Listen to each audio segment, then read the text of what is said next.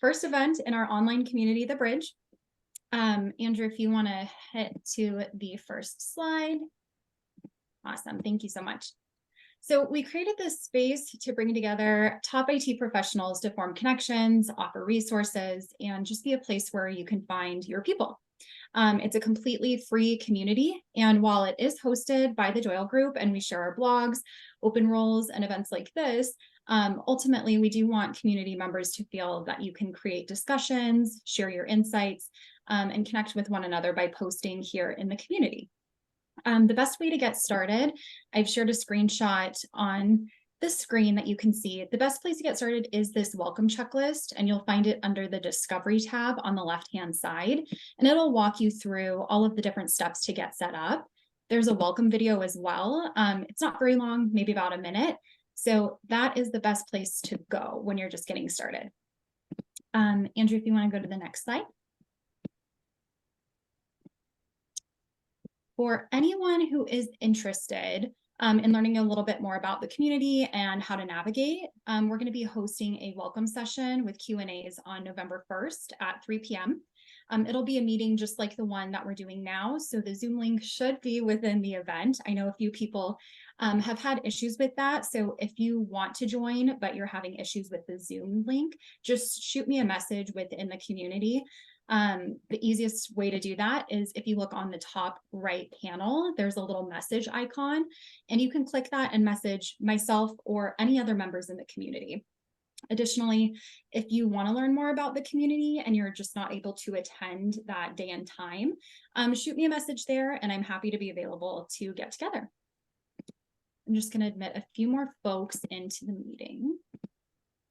And I'm going to wait just a moment before I go over this. That way these folks can kind of see this as well.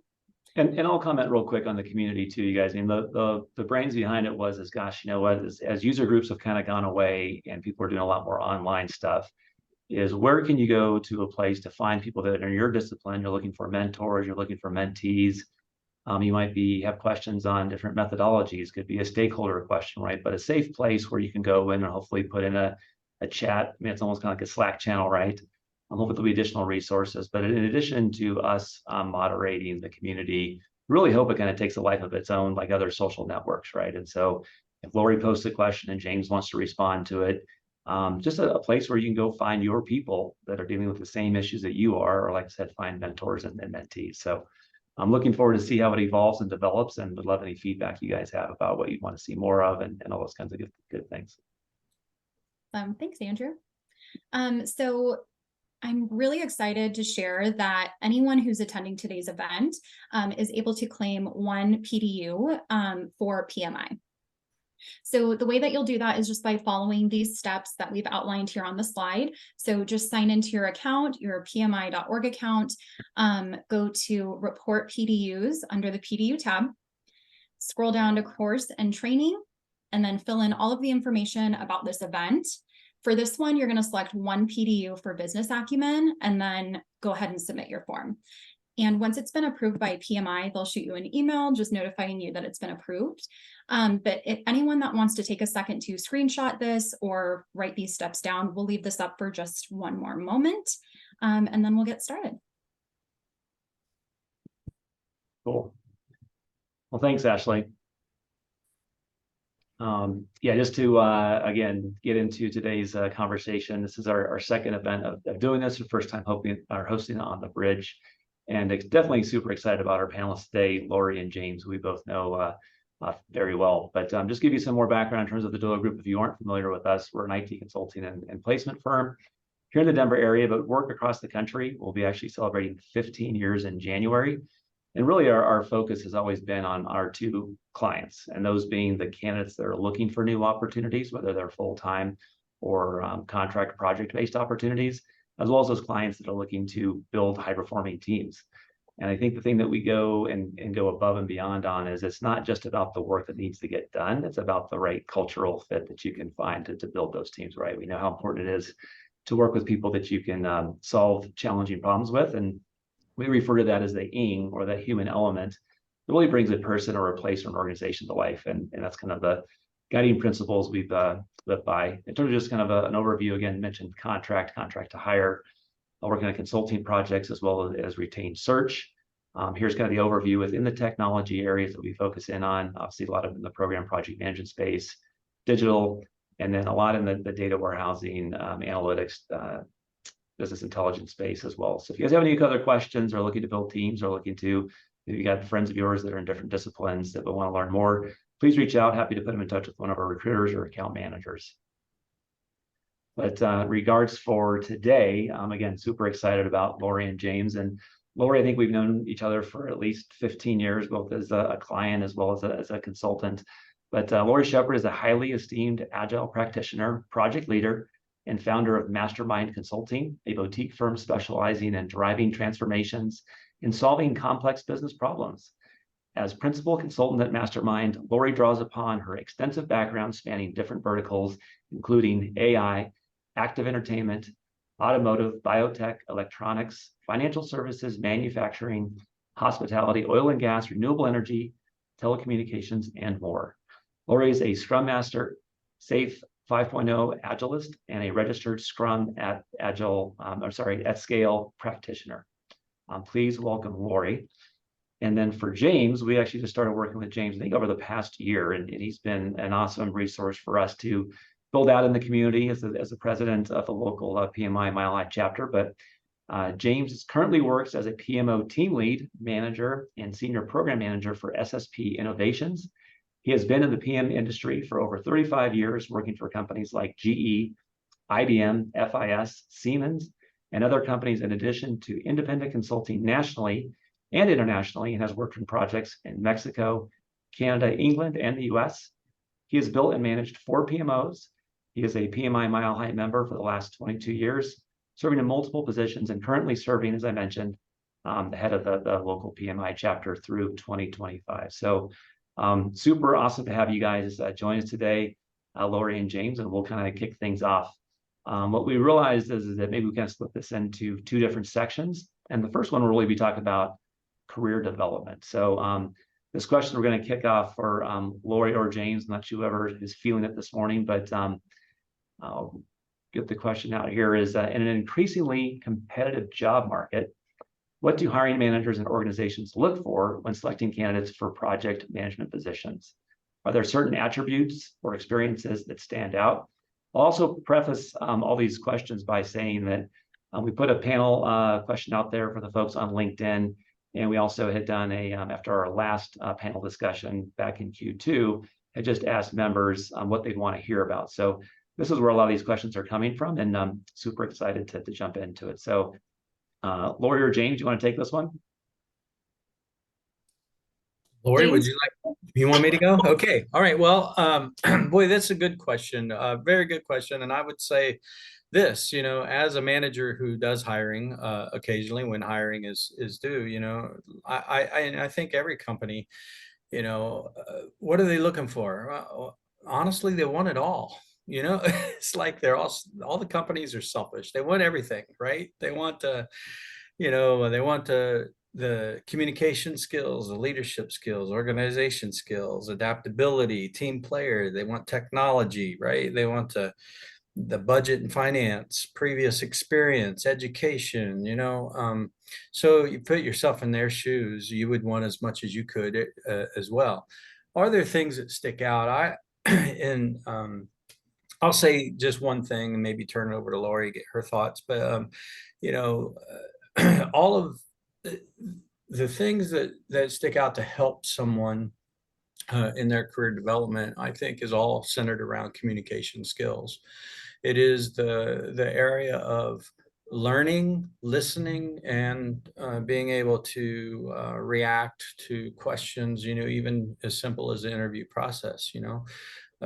Communication skills are not only shown to put all of these project management elements together, such as the technology, the adaptability, the issues, risks, everything, how you manage stakeholders, everything kind of, I say, my saying I've said for about 10, 12 years now is communication is the glue. As far as knowledge areas and project management, communication is the glue that holds everything together.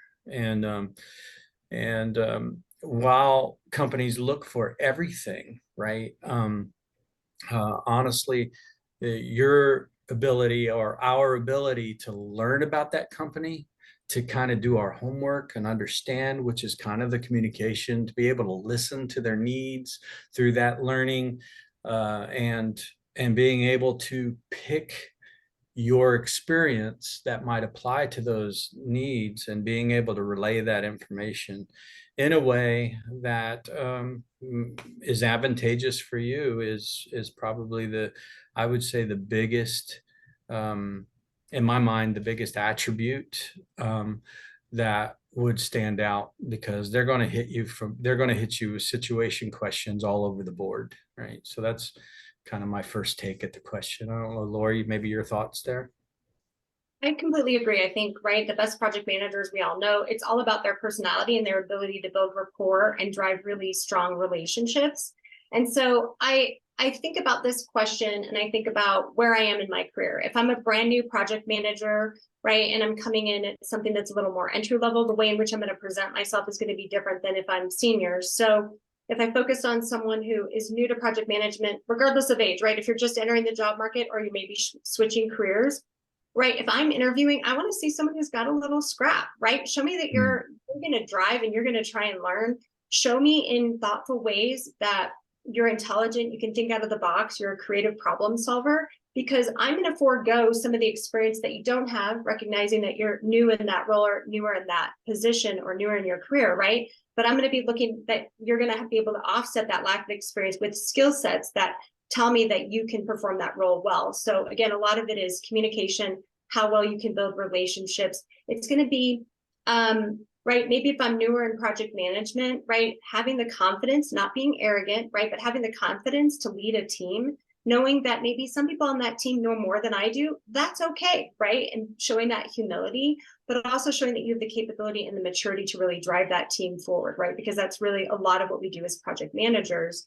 If I'm more senior in my career, you're going to be in this job market, which I think everybody who has been trying to look for work in the last year can agree. It's been a really bizarre experience for a lot of people, right? You read the horror stories on LinkedIn, and I think it's been this really challenging environment for a lot of people where they've spent, maybe really good project managers that I know have spent 6 months to a year looking for work. And I think that's the first time a lot of people that I know in my network have spent that much time looking for work. And so to James's point, how are you going to stand out?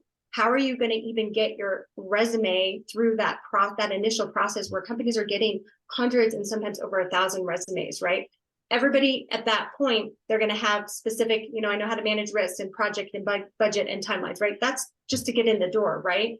How are you going to set yourself apart, show something creative, and get that company to take a look at you, do something thoughtful? And I used to think that cover letters were kind of a thing of the past, but now I think that's your place to show your creativity, to show that you've researched the company, and to do something a little bit different. You don't have to follow a stock letter, right? Get something in front of someone where they're like, okay, this is weird, I didn't expect this, or this is something I didn't expect, just to get you in the door, right? So I think, again, it goes about communication and how you present yourself and what you're willing to show. And if you don't have all the experience, that's okay. Show creatively that you can still do those types of job activities based on just your personality, your organization skills, really, and show them by example through the interview, the interview process and those conversations. And it's okay during an interview, in my opinion, to admit that you don't know something or you don't have specific, experience in an area, but show that you're willing to learn. You're open to continuous improvement and you're open to feedback, right? Because people, especially who are more junior in their project management career, if you show that you're open to feedback, a lot of people, I've hired people that I know I can mold because I know they aren't bringing their previous bias, right? And sometimes it's easier to teach someone the way I want them to be in a certain environment versus they come in and they're going to force their previous behaviors on the current environment. So I think that's what I've got to say on that. Yeah, I like, Lori, what you said there as far as doing things that would stick out, using that communication and relationships. The one example that you had brought out was the cover letter, right?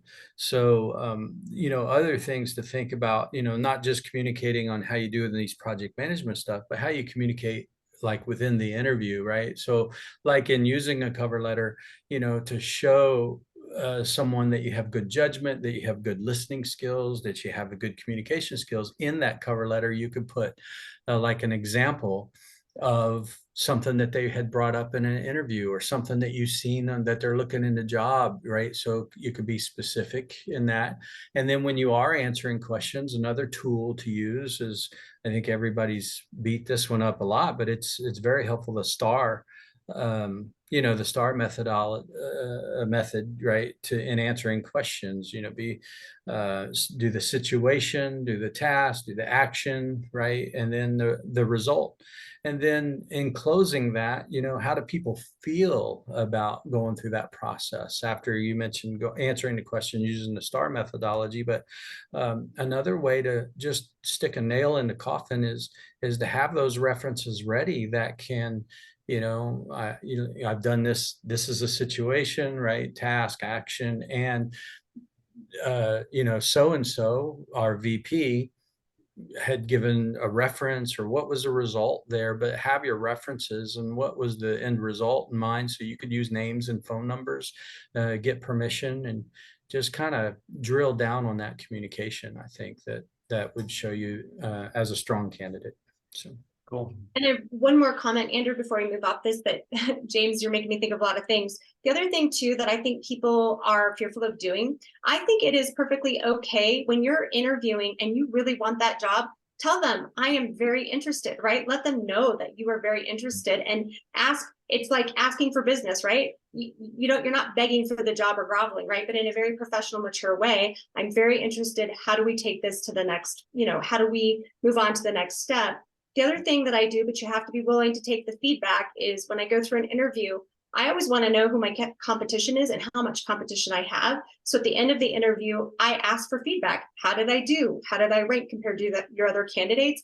And a lot of times the interviewers are a little taken aback, but then they'll answer the question, and it gives me great intel in terms of how to close the conversation, or I get a little insight into how I did in the interview, because I don't know about all of you, but I've gone through interviews where I think I did really well and I bombed it, right? And then I've gone through interviews where I'm like, I totally tanked, and then they offer me the job, right? So I try to actually collect some intel at the end of that interview, and then just express, I am really interested. I'd really like to move forward. I'm really passionate about your mission, or this or that.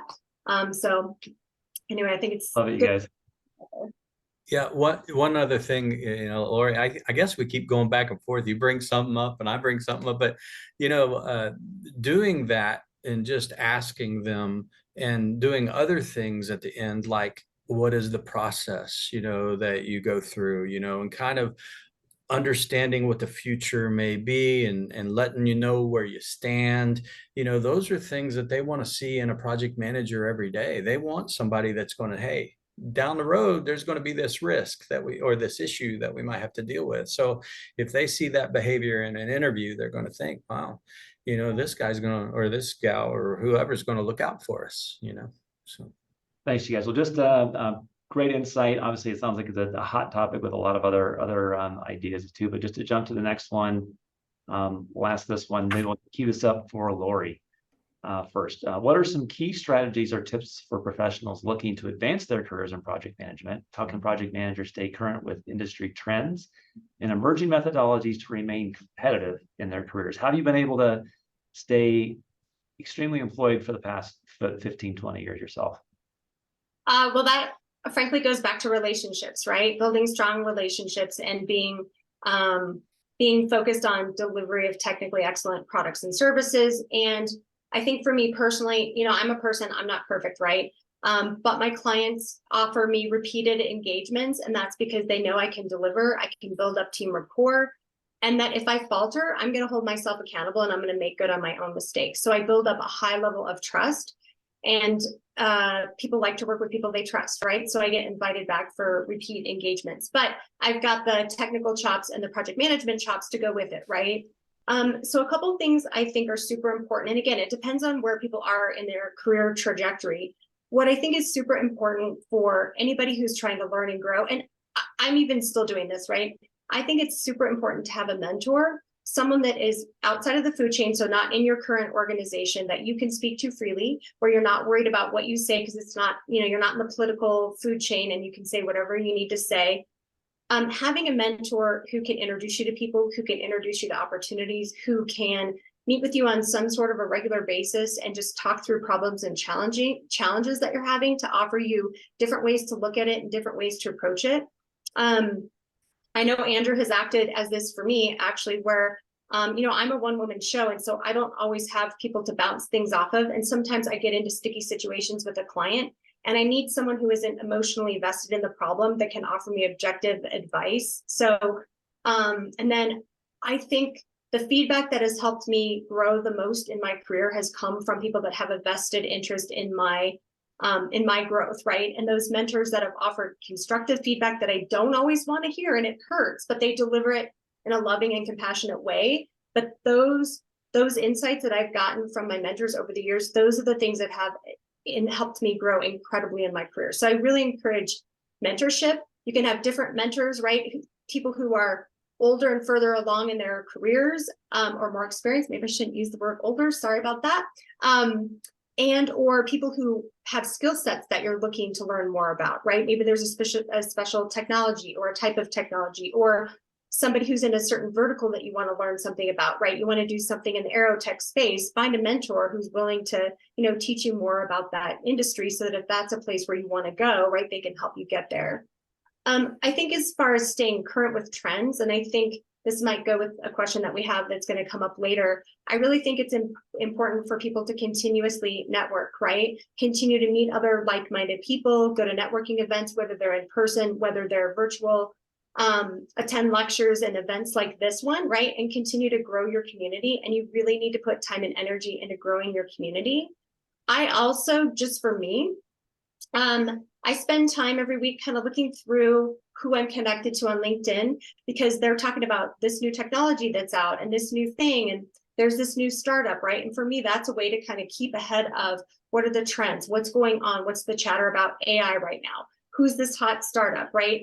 And so I think you have to spend active, focused time networking, participating in events, and hopefully getting to a point where you get invited to speak or, lecture at different events or participate in, communities like this one. So James, I don't know what you've got on that one. Yeah, boy, I'm following you, tracking 100%. I that's what I had written down, and just when I previewed the questions, I think the important things are mentorship and networking and continuous learning, right? And that continuous learning can run the gamut of, project management, knowledge areas, tools, and to also, I think, in that continuous learning, also look to see if certification is in order as well, because certifications do nothing to help but solidify the knowledge that you have, right? And the only thing that I would say in continuous learning is, while we focused on networks and communications and relationships on the first question, that theme would carry on through the second question as well, right? And so you want a strategy to stay current, not only these things that we mentioned, but specifically in continuous learning, don't stop. I'm 6 years away from retirement, and I'm in Atlanta right now. I'm at a conference, and I am networking and I'm learning, right? And life will never end, and if you quit learning, then you quit living, and you quit being valuable to a client, because you can never learn enough on soft skills or communication management, right? That should always be at the forefront. If you don't have anything to learn about, take a soft skills class, right?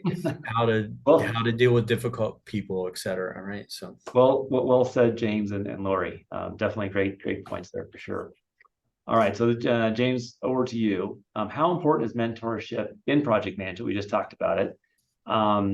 I guess in terms of, like, if you're seeking mentorship, any other advice you would have for people as they're kind of navigating their project management careers?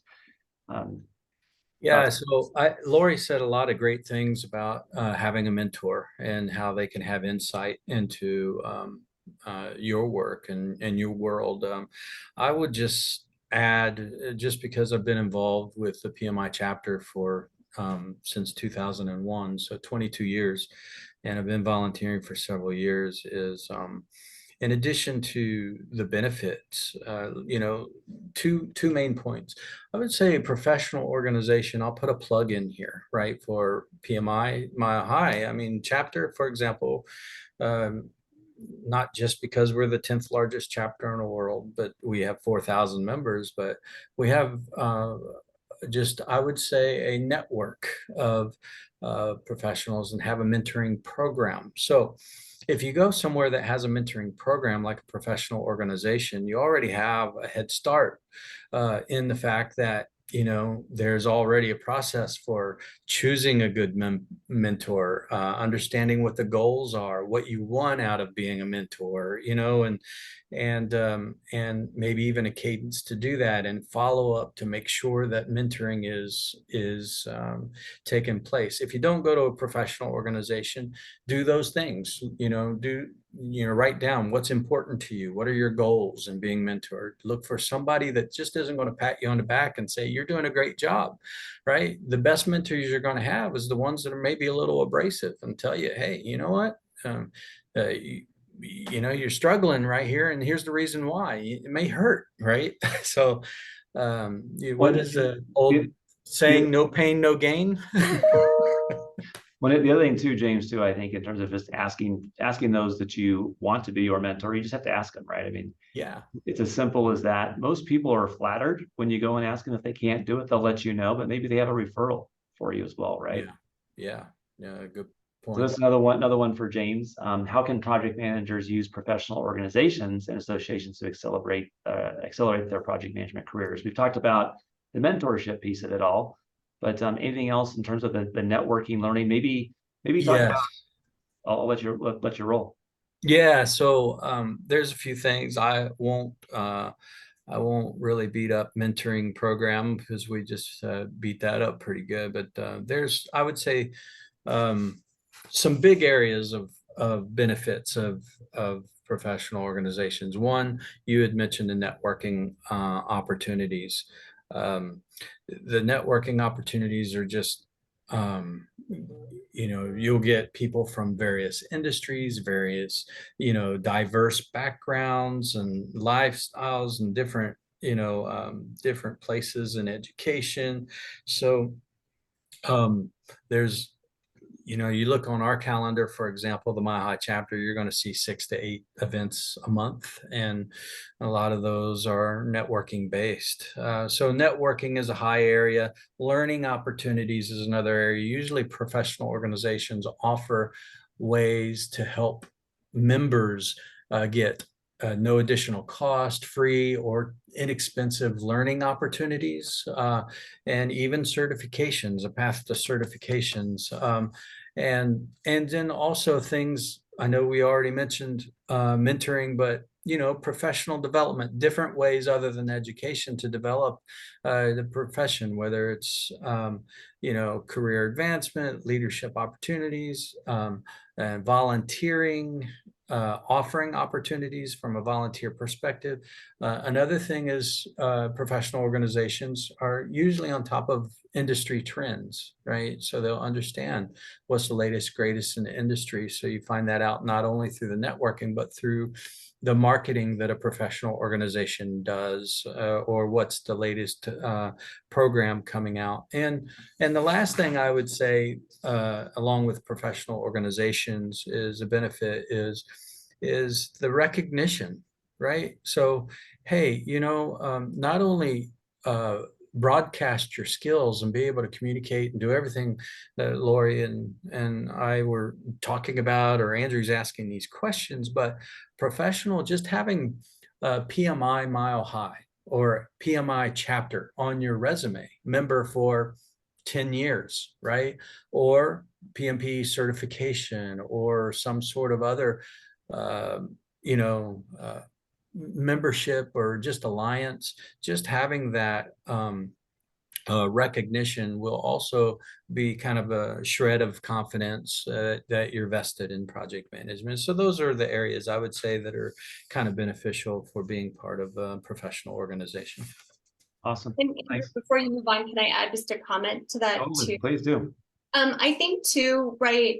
Networking is super important. And I think it's important to network when you have a job, right? Because sometimes people are like, oh, I'm just going to get help because people are job seeking. I think it's super important to network while you have a job and let people know what you do, learn what they do, because a lot of how I get my work is just in conversation with people, and they met me 2 years ago and then they reach out to me like, oh, hey, remember we met at that thing and you've got this background and experience, right? And so if you're always at the forefront of people's mind and you present well and you're outgoing and gregarious at networking events, right? You're going to stick in people's mind, and when they need someone, they're going to think about you. Or, your mentor is also networking, and your mentor's like, hey, Lori, I heard about this great opportunity. Let me connect you up with James. There's just a lot of those conversations that happen. And I truly still believe that, right? Most of us get jobs based on people that we know, right? It's very hard to go in through the applicant tracking systems with 1,000 people and be the one. And so you want to be that one. And the best way is if you get someone to take your resume directly to the hiring manager, because you met them via networking and you get that warm,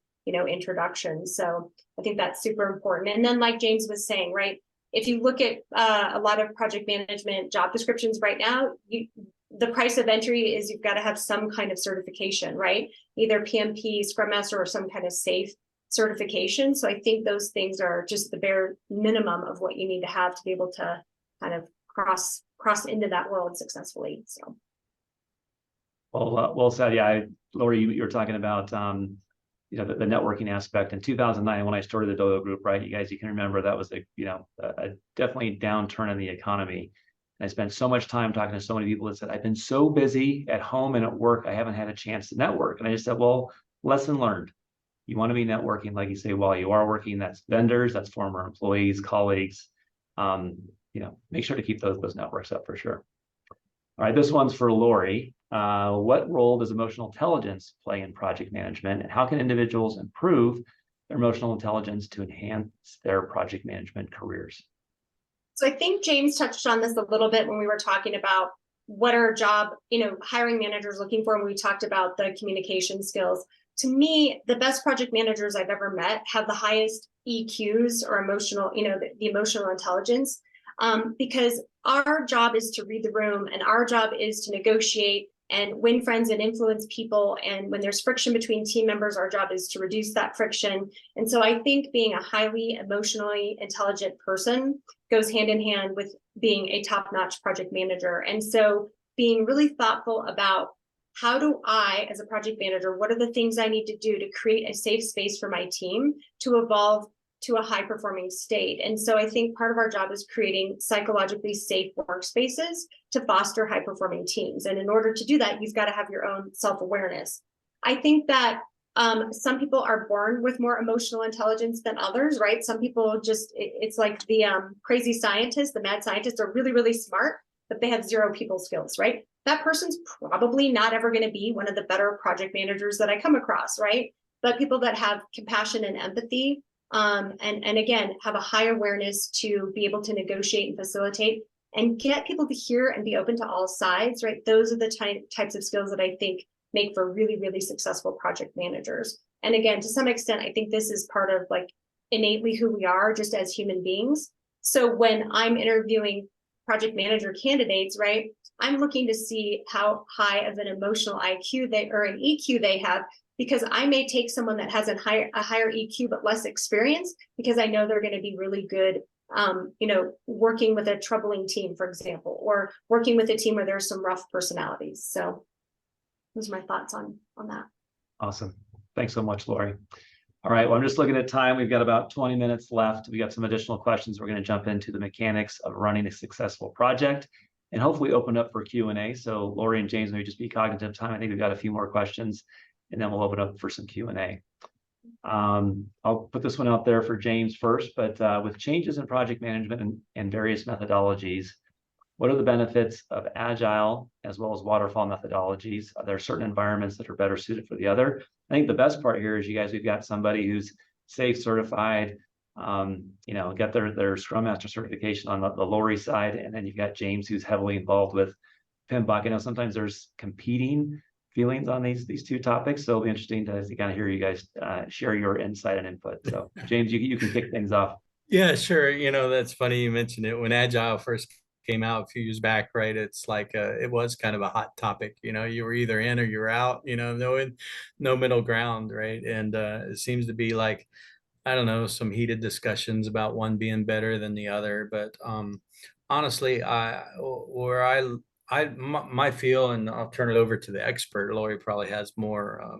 She's more certified in the agile world and all. But you know, I think when it comes to just at a high level, whether waterfall or whether agile, there are no absolutes, right? So to say that waterfall isn't agile and agile isn't waterfall is not an absolute, right? So I think it basically comes down to you know, the requirements of what is needed on the project, right? So and so I know this audience is mostly centered around IT, so there are a lot of benefits. So let me just say this, like, you know, of course, just benefits of agile. You know, it's it's flexible, although you get a little bit of all this in both methodologies, but more so, I guess there's just a focus around agile and the processes to be agile, to, you know, especially around technology that would be customer centric, be fast, get, you know, frequent, be transparent, you know, and mitigate risk quicker, you know, have burn down charts, have a number of hours. So, you know, but the benefits of waterfall, on the other hand, you know, not every project's IT. I mean, you may have government projects, you may have construction projects, for example, or things, right? You know, try to do agile when you build half a wall. Oh, well, let's have a scrum meeting, and so let's take out half this wall and put it up real quick, right? You know, so there are industries and projects that would benefit waterfall, you know, that need the time to get it right the first time and to follow the stage gate waterfall process or what have you. So I just say that there's no absolutes, and it all comes down to really what do you want to accomplish and what type of project and requirements do you have. So Lori's more the expert on this, and so I'll turn it over to Lori. She might challenge you, James, so beware. Yeah, that's all right. What I was going to say is I've been an Agilist my entire career. It's just how it worked out. So James is probably going to be hitting me up for PMP certification. I mean, he's going to do some marketing with me after this conversation. But when I started out, I was one of those people that it's like, well, why are we still doing waterfall? You know, and because I hadn't really worked in that world, because somehow I always got moved off those projects onto projects that were always run in more of an agile fashion. As a consultant, what I've learned over the years is what James is saying is very true, right? There's no hard and fast. And so I can't go into an organization and say, you should only be agile or you should only be waterfall. What I find, especially at larger organizations, right, they tend to be something of both, right? There's a hybrid approach, and it's some groups are waterfall for certain reasons and others are agile. And so my job is actually to go in and to find a cohesive way for those two teams to work together, right? Because oftentimes you've got an agile team with dependencies on a waterfall team, and it's understanding the inputs and outputs for both of those sides to be successful. For me, what I care about more is that I don't really care if a team wants to be waterfall or they want to be agile. Let them pick what they think is going to suit their work or their team or their organization best, with the ultimate goal of driving business value and delivery, right?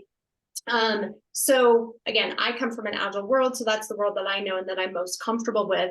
And a lot of times people say, well, hey, you can't really do large, complex projects using Agile. And I say, well, actually, we can. The example I used to give, I don't know if NASA still uses Scrum, but they used to use Scrum to build missiles. And I thought, well, that's pretty cool, because it's a fail fast mentality and we're building missiles, right? And that has a loss of life component. And I want to know sooner than later, if I have a loss of life, I want to minimize the loss of life, right? And people kind of go, oh, right. So it's just a different way of approaching delivery and handling risk. But there's no right or wrong way by any means. And I find, again, I'm working with a large client now. Some teams are waterfall, some teams are agile, and using one or the other, you know, there's no forced structure. And I actually like that each team can kind of decide what works best for them. So cool. Awesome. I'm sure there'll be some questions on Q&A for that one. Well, I think they actually come up, didn't they, Lori, come up with a name of a combined, because what I think a lot of companies are realizing is what you and I are saying, is that there's not really a hard and fast rule. Isn't that a new term like water scrum fall or something like that. Isn't that out? Something along those lines, right? Yeah. Waffle, yeah. Cool. All right. We'll kick this one to Lori. Could you share your experience with managing multiple stakeholders? How do you advise project managers to prioritize to ensure success? I might approach this in a way that people aren't expecting, and this comes from my Agile background.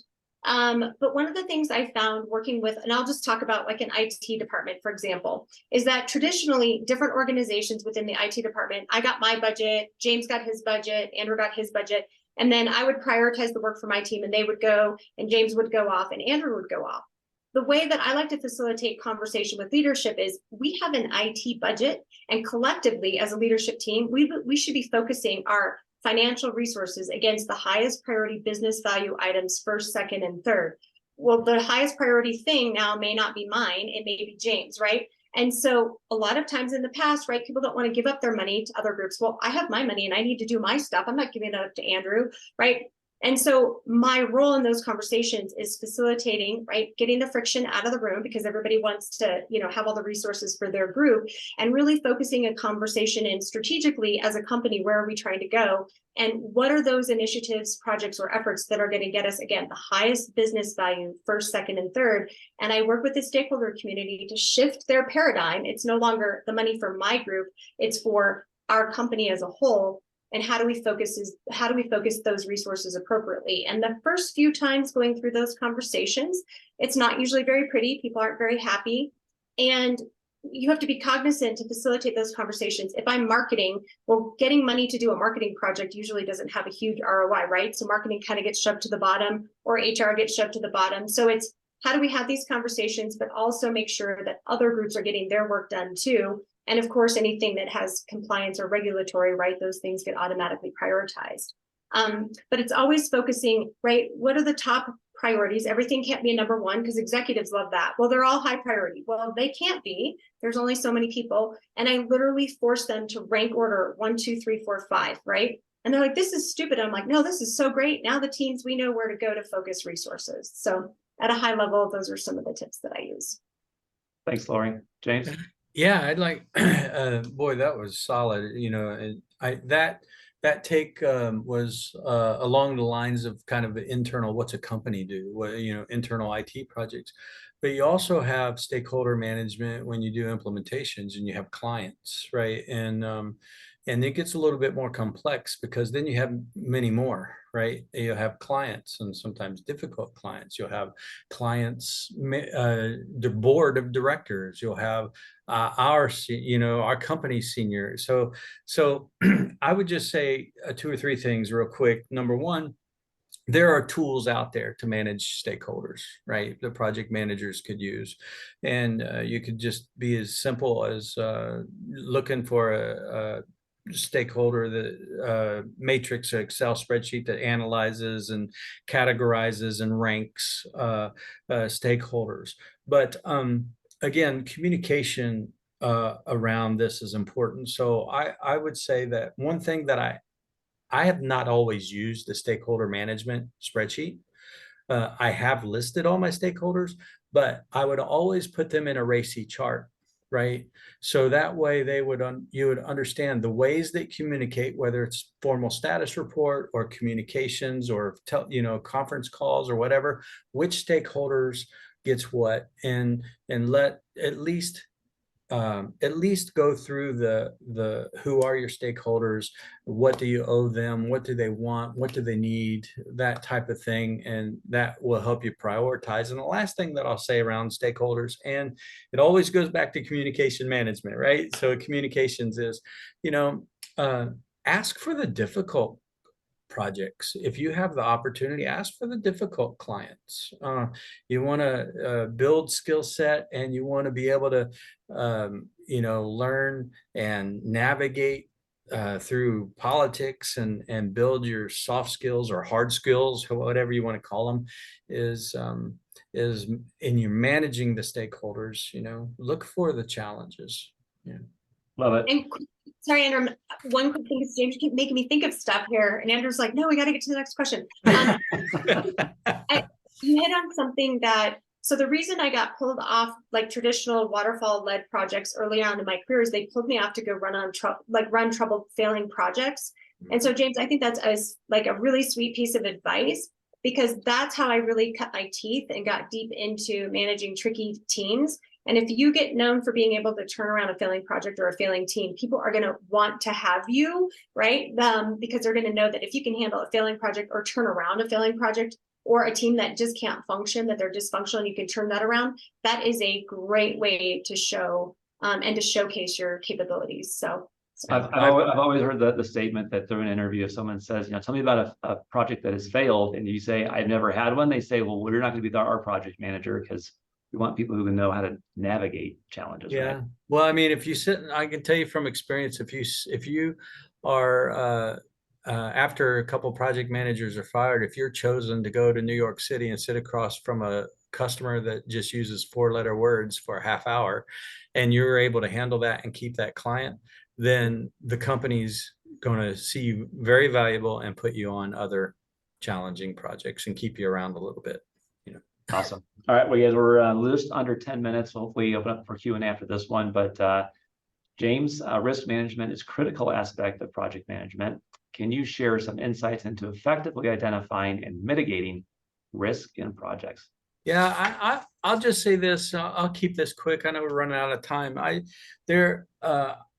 This is kind of a fundamental building block, right, or a knowledge area of project management, right? So there's a tool, some simple tools that can walk you through risk management, and identifying risk, categorizing risk, do the risk response, how, are you going to transfer it, mitigate it, I think the tool here is really something to lean on for learning perspective and also for use. Now, again, you still have to use the communication. You have to have those skills to be able to navigate and deal with this. But one simple tool that I would recommend is like a RACI chart, or not RACI, risk actions, issues.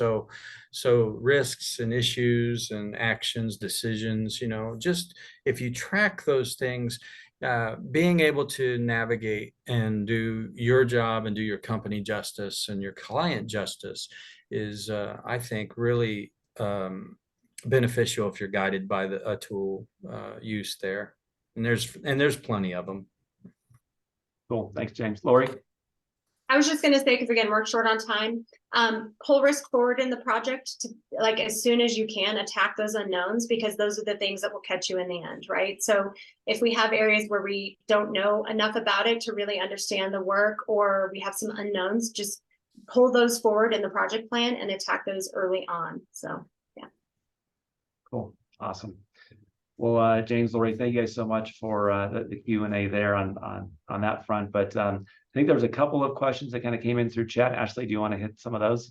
Yeah, we have one question through the chat, and we might have some other folks who unmute themselves. But first, Carissa wanted to know, she said, if time runs out in an interview, could you ask for feedback on how you did against other candidates? Is this appropriate in a thank you letter, or is this something you should keep to the actual interview? She feels like most interviews she's in run way over time already.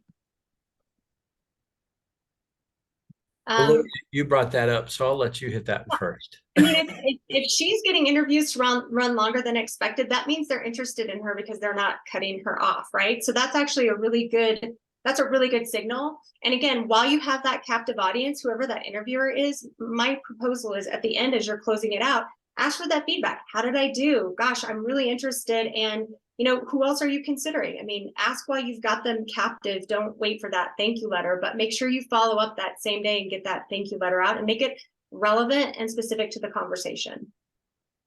Hey, can I interject for a second?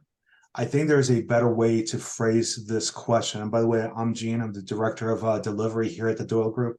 One of the ways that I find this question is better asked if you ask, during our interview, is there anything that I have not answered that you're looking for in a person to fill this role? Doesn't necessarily stack you up against other people, but it asks for them to give you some feedback about what you haven't shown particularly during the interview, and it gives you an opportunity to address those shortcomings potentially, which might just be an oversight in the interview process and questions being asked. So I find it a little not odd to ask how you stack up against other people, but more emphasize your own ability to address what they're looking for in the interview. Sorry to interject. I'll comment on one thing too. I even feel like if you get into an interview, right, and you're able to kind of, lead the interview off with just the question of, I'm really excited about the opportunity to interview here for today. If you could just give me an outline of really, truly what would be the ideal person that you're looking to hire for, what would make them successful, they almost kind of serve it up for you on a silver platter. So now that when you're talking about your experience, you're hitting directly on the topics that they're wanting feedback on or wanting you to leave that experience on. Yeah, I know it's always sometimes hard to kick that off, but if it starts out with, well, tell me a little bit more about yourself, and you get one of those kinds of questions, you can easily throw that one and say, I'd love to talk about myself, but I'm really here to help support you and your organization, what you guys are trying to accomplish. Tell me what this person would look like is going to be successful in this role. Similar kind of ideas, I think, that Lori and Jean and I are talking about there. And I honestly think a lot of interviewers haven't spent a lot of time preparing for the interview. And so, Andrew, I think you're right. A lot of it is just kind of rambling conversation. So I like to try and flip the interview. So I ask the questions, right? Because I can use it for, again, right? I'm trying to get intel, and then I ask the questions, and then I'm getting information specifically I can speak to then. So Andrew, I like that approach too, because I just think a lot of interviews are just rambling, and the questions aren't necessarily that deep or thoughtful. So. Well, and the reality is most people aren't professional interviewers, right? They are doing their day job, and then they're like, oh my God, I have to go into this interview. I love it when they're like, is John available? Is Cindy available? Can you join me? I got an interview, right? So to your point, sometimes are not always the most well thought out. But the companies that I think run the most successful shops, it's another thing to look for when you are out there looking for a new opportunity, is how organized is the interview? Is there a process involved? That's going to probably give you insight to who you're working for and how the organization functions. Anything else come through, Ashley? Not in the chat, so we can open it up. If anyone has any questions, you can raise your hand on your Zoom screen or type it in the chat. We have a couple more minutes, so we can take one or two more questions. I saw one come in. It says, any tips for showing value quickly when starting a new PM gig for a new client? Main areas of focus. James or Lori? James, you want to get that one? I like the next one, but all right, Lori, you take this one. We'll give James the second one. I mean, I think you can do a lot of different things to show value quickly, right? And especially if you're newer in that career space, you want to show value, but again, be humble, don't try to own things. And first of all, don't sign up for things that you don't have experience in. Master what you've been hired to do first, right? And do those things well. So I think if you come in and you show people that you're organized, you can communicate, and you're transparent, and you're sharing information very quickly to make sure that people understand what's going on, I think you can quickly start to show that you're adding value to that project or that team or that group. I'll also just kind of add real quick to that too. I've had some, feedback from customers of why this person isn't working out. It's when they're literally coming to them and asking them, so what do you want me to do next? Right? The more proactive you can be and understand, I want to take this off your plate. I always heard a great line one time said, the more you can take off your boss's plate, the more valuable you're going to be. Obviously, you want to get their permission first, but definitely being proactive is going to be helpful, because if I can guide you, it's better than having to just try to even get you to go, right? And being a go-getter, because they're expecting a project manager is self-guided, right? You don't want to go rogue, and you don't want to do anything unprofessional, but again, it's a little bit of that scrappiness factor. Cool. I saw Gene put another thought in there too, if you want to read his notes there. But James, a question for you. How do you work through a failed ERP solution rollout when the stakeholders have a vague understanding of what they are wanting to accomplish? Yeah, so there's a lot to say about that. I'm just going to keep it at a high level. What do you mean work through it, right? Are we going to re-implement it? Are you trying to do lessons learned, right? You trying to, so a failed ERP project, and it mentions one of the problems here is the stakeholders have vague understanding of what they are wanting to accomplish. Well, regardless of the stakeholders' expectations, I'm hoping there were requirements, right?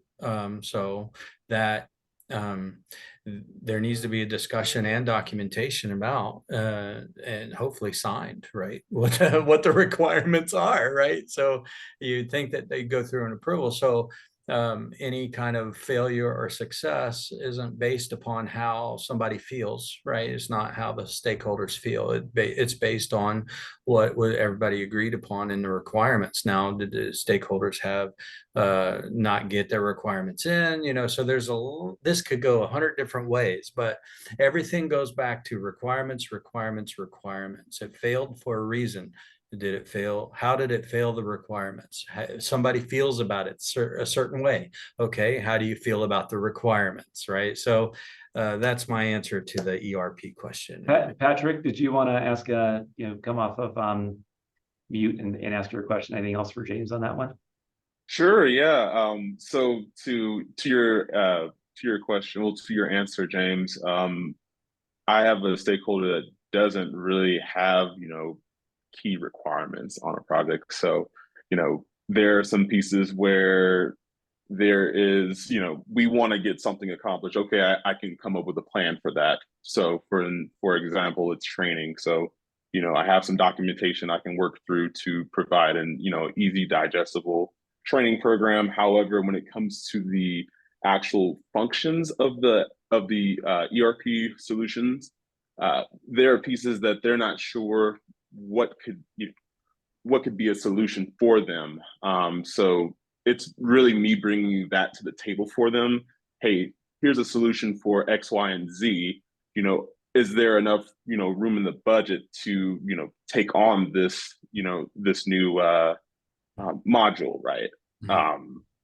That is a lot of the things that I'm trying to get out of that stakeholder is what are the things that you absolutely need to get accomplished for the next fiscal year. And it's been fairly vague since I've gone down this road with them. So really just trying to find a way to open up the line of communication, understanding what those requirements are specifically, and then implementing and then executing on that. Yeah, so a couple of things. I like this situation. Here's the illustration. Are you a Star Trek fan? Right. Oh, sure, yeah. So Dr. My name's James McCoy, right? So Dr. McCoy, it's he had a famous saying. It says, and I turned that into the project management world. Damn it, Jim, I'm not a magician. I'm a project manager. All right. So when it comes to that, Patrick, you're doing, you're absolutely right. We got to draw a box around what it is we want this system to accomplish, right? And if it is what they want to accomplish over the next year, if that is the same thing as what you want the system to accomplish, it may not be the same thing, right? So the question is, from this year, it's going back to the draft drawing board and say, okay, what do we want this to do? What would be successful? We could ask the question in many ways, but we have to go back and get an agreement before we even talk about a system or doing anything to the system. What do we want it to do, right? And, what pain do we want to fix? What benefit do we want to get out of it? And just, you have to have those workshops and sessions. So until you have an agreement as to these are the requirements of the system, I think you're on the right path, and that's the only way to be successful. James, just to ask you, usually that's done on the project charter, right? At the beginning of the project, you outline everything so you can go back to the details of what you want to deliver. I think that the tough part for Patrick, it sounds like there really wasn't, maybe those requirements weren't done. And so I guess, how do you handle it in midstream? Can you raise your hand and say, hey, can we just do a quick overhaul and redo, and let's start? Yeah. And it's a tough situation, because if you're doing it midstream, right? Because the charter will have high level, but there's detailed requirements of what we want the system to do. That's what we got to get to. And the tough thing about doing it midstream is nobody wants to spend the money, right, that it takes to go back and redo the requirements, right? But the thing is, what they don't realize, if they don't spend the money and go back and redo the requirements, they're going to spend 2 or 3 times the money and scrap the project 2 years from now. You know, is just kind of a high level reality. I mean, I've seen systems being scrapped after spending 2, 3, 4 million bucks. You know, ERP systems just going down the drain, and it's all because of disagreements or not buying in the requirements. So midstream is hard, but that's where it takes the tough communication, I think, and the skills to be able to work through that. You know, I saw Michael raise his hand. Did you want to comment? If I may, and I'm directing this at Lori being an agilist. Is this where the team jumps in and says, "Yeah, let's change the direction and do this instead"? And how do you get to done when you've got all these changes flowing through in an agile environment? Okay, so I want to follow on to Patrick's really quick. So I just was working with a client and they were trying to implement Workday with like one person that didn't even have expertise. And I came in very late and was told that the IT team that I was managing, we were responsible for validating payroll data and all this crazy stuff. And I'm like, no, I am not a payroll person. I cannot, you know, we don't have the right people in this project. And so I actually went to the CEO and I said, I'm calling it. We cannot keep moving forward with this deployment. They're like, we're supposed to go live in 3 weeks. I'm like, but you haven't done the work. Nobody knows what the requirements are. We can't validate anything. The right people weren't even involved in this project. And it's a $5 million effort. If we go live with an HR system that isn't configured properly, it's going to be a nightmare, right? So we actually pulled the plug and said, we're going to pull it. But to James's point, right, it was going to cost additional money to do that. And then we restarted, right? What were the requirements? Get the right people together, make sure we've got stakeholders, extend the project team, and we actually just started over. So now they're headed down a much better path. So I took a lot of arrows from the executive team and they challenged me and I just held strong. I'm like, we are not ready. This is going to be a failure. And again, HR data, once that's live and you're messing up people's paychecks, that's nothing that you want to be involved in. So there was that. And then Michael, to your question, so on an Agile project, right, in a waterfall project, traditionally you've got a BRD and you're done when you've delivered every single thing in that document, right? In an Agile project, we have a backlog and we're going to get to a point where we may say, okay, we've delivered 80% of the features that were asked of us. That next 20% of stuff, it continues to drop in priority for the vision for this new widget or this new thing that we're delivering. And so when I'm running Agile projects, I actually like to watch as we deliver incrementally. We get to a certain point where there's that 80-20 rule. Do we actually need to keep going with that other 20% of stuff that at the beginning, right, a year ago, we thought we were going to need, but as we went through the life of the project, we realized these things aren't as important as we originally thought. And so there's maybe a different definition of done to be had in an Agile project where at a certain point, I start facilitating conversations with my stakeholders to say, are we good enough for now? Or these other things, are these as important to put time and resource against as moving on to your next widget, right? And so I think there's a new definition of done when we work in an Agile mindset because we may not completely deliver everything that was asked for in the beginning, right? It's this ongoing conversation to where when it's good enough, our resource, time, and energy might be better spent moving on to something else than finishing that last 20% or 10% of stuff that we didn't get to, if that makes sense. Love it. I know we're almost at 1:10. I know James and Lori, you guys need to wrap up here pretty soon, don't you? Do you guys have time for one more? Or are you guys good? I can. Yeah, I can do it. All right. Teresa actually had a question. Do you actually want me to read that one? Sure. All right. So she said, one of my questions I asked her in the interview is, what is one of your biggest challenges and how might this role solve that? You have one of your biggest impacts outlined here for the first 30-60. I think this is maybe a question to Jean on the 30-60-90. Is that the way I read that one? That was more of a statement than a question. Oh, okay, sorry about that. No problem. I did have a question before that though, just on. It's more of just thinking of it, and I've seen it from both sides. I've been a hiring manager and, you know, as a project manager, but figuring out this whole how to, and I think Lori had talked about, you know, highlighting, you know, being a rock star, you know, turning these projects around and being, you know, being that. But when you go into an interview, I mean, they're only hearing from you. They're seeing your resume. There's only one side that they're hearing from. I mean, I'm not seeing in the job market where, you know, people are going out and checking references, or where you're getting those, you know, where people are even asking for those reference letters or anything like that. You have it on LinkedIn. I mean, I don't know. It's a problem I'm trying to see, like, how do we solve it? Like, how do we have companies that are looking for that outside of, I mean, I guess your network is one of them. I don't know if I'm clear on this question, but just how do we solve that? Like, how do you have the people that are your allies that are going to talk about you and do that and kind of show that to these companies as well, you know, that show that you turned around a project, and it's not just, you know, seeing it in a resume or seeing it in a, you know, or seeing it where you posted it. So I'm just kind of, I don't know, maybe looking for some thoughts on that. Yeah, I would. Wait, there's a couple of things that come to mind on that topic. You know, how do your allies support you, right? And with the details, right, of what you have done or shared with them. And I think that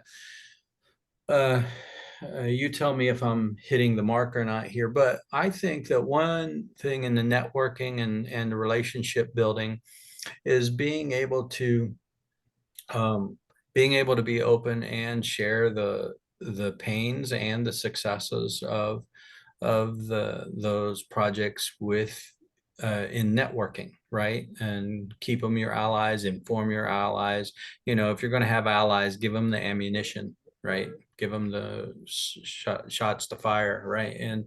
And just continue to network, you know, in order to have those allies.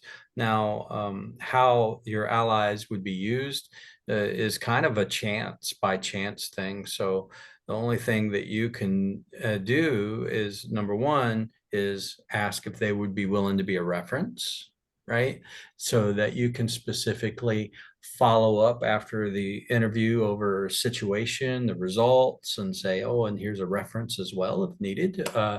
And then being able to use that information and maybe information that your allies give you, like how they felt, how it impacted them, you know, what were the successes on their side, so you could use that information in your interview process as well. So I don't know, Lori, if you had anything there. I think like what James is saying is right on, right? The people that know you well and know your performance, they know, gosh, I just came off this big, hairy, ugly project where my client was screaming and yelling at me. And then we, like to James's point, turned it around and sold them on additional business. And then the person who's familiar with that, they hear someone else in their network saying they have a, you know, this disaster project. Oh my gosh, well, you should call Lori, right? Because I know she did this thing elsewhere. The other thing you're hitting on is that resumes are super one-dimensional. And so again, I go for trying to be a little creative. I don't know, some people on this call who are recruiters might cringe because I've gotten feedback that I should not do this, but it's more of how I operate as a person. I created an online manual of me. It's got a picture of me doing something I love. I talk through like what jazzes me at work, what sucks my energy at work. It's another way for someone. I told that it's a story about my background, and I include a link to that on my resume. And a resume writer I was working with was like, I absolutely would not do that. And I said, I'm not taking it off, right? Because someone who is going to spend their time looking at me as a potential candidate or working with me as a consultant, they can go out and get another view of who Lori Shepard is. They can see the resume, but then they can see something that's a lot more personal and see, am I a good fit or am I not, right? They may actually see from that, ooh, she's probably not going to be good in this environment, or she's not someone I want to work with, or they may see the reverse. So I'm trying to be creative and give them every opportunity to learn more about me. And in that manual of me, that's where you could toot your own horn a little bit, like, hey, I'm a magician at turning around failed projects. Hear my story, right? And so, and people are like, ooh, what's out here? And they go look at that manual of me, because some, you know, that's not a typical thing for people to be sharing. So again, I'm a fan of creatively, how are you sharing more information to get out of that one-dimensional resume view, to give them an opportunity to piece together more who you are as a person. So, and if I can interject here as well, So couple thoughts. Lori, you say people that are there speaking out for you that you've networked with. I call those sponsors. And those are the people that behind closed doors talk about you and your ability to deliver. And Carissa, for you, you need to find sponsors. And that's quite frankly where the Doyle Group really specializes. We get to know people like you and go out to our clients and proactively work with them. I think you mentioned about having a thin network at the places that need you the most, right? The reality is that's where the rubber meets the road with us, right? It's our ability to make relationships, foster those relationships, and have them built over the last 15 years that enables us to work with people like you to be successful. So my suggestion is exactly what James and Lori said. You need to continue to build your network, but your network has to consist with, quite frankly, us as well to help you get the next opportunity. I know I'm being a little bit of a pat ourselves in the back, but we have a handful of recruiters here, a handful of salespeople, probably combined over close to 100 years of experience, and God knows how large our networks are. But I'm fairly certain it's larger than yours. And I don't mean that as an insult, just a fact of life. But that's the kind of work that you have to do to find the jobs, the sponsorships, and the relationships that can help you land the next job that you want to do. And like Lori said, creativity here is amazing, right?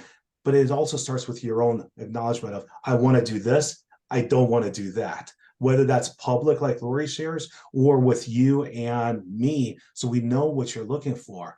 We got to be all on the same page. I think these ideas are fantastic, but network, sponsors, and friends in the industry for sure. One other thing I'll say too, real quick, is that I think sometimes, you get out an interview, you don't get the job, and maybe you think it's the right job for you, but the people that are interviewing are going to know if you're the right fit for the position as well. So sometimes I think when you don't get the job, don't beat yourself up over it. It's probably not going to be the greatest place for you to thrive and have success at as well. So I think, everybody always wants to be wanted. That's always a great feeling. But just because you don't land at the position you thought was going to be great, maybe they know better than you of why you wouldn't, succeed there. And it's probably not the best fit. And you can, again, reach out and ask for feedback. Thank you so much for including me in the process. I really appreciate the opportunity. I'm trying to grow, could you offer me some constructive criticism, and or what is it that I was missing that I could focus on to look at, similar opportunities moving forward? Because people will give you that feedback. You have to ask, right? Because they're afraid to sometimes tell you. And then the other comment I had about networks, it is a two-way street. So, right, people can't take and expect your network only to ever help. You've also got to be open and willing to mentor, connect people, get business for, right? So I just want to reiterate, it's a two-way street. And so people are more willing to help you if you're also willing to help them in return, because it's a reciprocal relationship for sure. Love it. But I think we're pretty much at time, you guys. Lori, James, I think everybody can attest. You guys did an awesome job today. Thank you so much for your participation, your insight, your advice. Again, the cool part about this group, right, is that we are on the bridge. So you guys do have, direct connections to Lori and James, as well as anybody else who's on the panel. If you want to find a mentor or mentee, that was a big topic. James obviously can give you more information in terms of, PMI or maybe direct you towards there.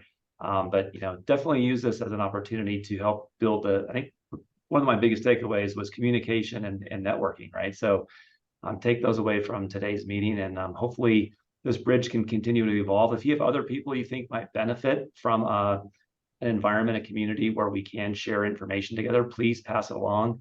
I think if you have questions on how to do that, Ashley will cover that next week when you're going over the bridge. But it's been awesome, you guys. Let me say this, Andrew.